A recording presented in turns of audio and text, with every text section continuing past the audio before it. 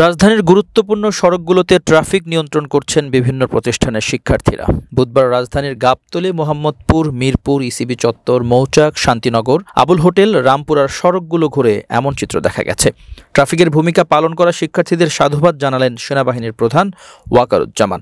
সংবাদ সম্মেলনে সেনাপ্রধান বলেন, আমি দেখেছি শিক্ষার্থীরা রোদের মধ্যে রাস্তায় দাঁড়িয়ে ট্রাফিক পুলিশের ভূমিকা পালন করছে। ট্রাফিক পুলিশ না থাকায় শিক্ষার্থীদের এই দায়িত্ব পালন করতে দেখে আমি মুগ্ধ হয়েছি। তারা ট্রাফিক পুলিশের ভূমিকা পালনের পাশাপাশি রাস্তার ময়লাও পরিষ্কার করছে।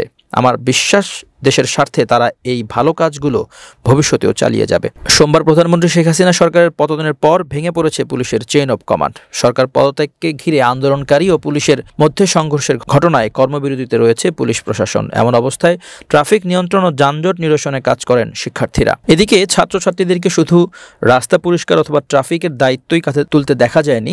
ইতোমধ্যে তারা বিভিন্ন বাজারে নিত্য প্রয়োজনীয় দ্রব্যমূল্যের দামের মনিটরিং করছে, এমনকি তাদেরকে যদি কেউ টাকা অথবা খাবার সাথে সেটিও তারা গ্রহণ করছে না। পাশাপাশি শুধু স্কুল ইউনিভার্সিটির ছাত্ররাই না, ট্রাফিকের দায়িত্ব অথবা দেশ পরিষ্কার পরিচ্ছন্নর দায়িত্ব নিয়ে কাঁধে তুলে নিয়েছেন মাদ্রাসা শিক্ষার্থীরাও। ঢাকার বিভিন্ন পয়েন্ট ঘুরে এমনটি দেখা গেছে যে একটি মাদ্রাসার ছাত্র পাঞ্জাবি টুপি পরিহিত অবস্থায় হাতে লাঠি নিয়ে রাস্তার ট্রাফিকের দায়িত্ব পালন করছেন। তাদের এমন ভূমিকাকে স্যালুট জানিয়েছেন সেনাবাহিনীর প্রধান ওয়াকারুজ্জামান।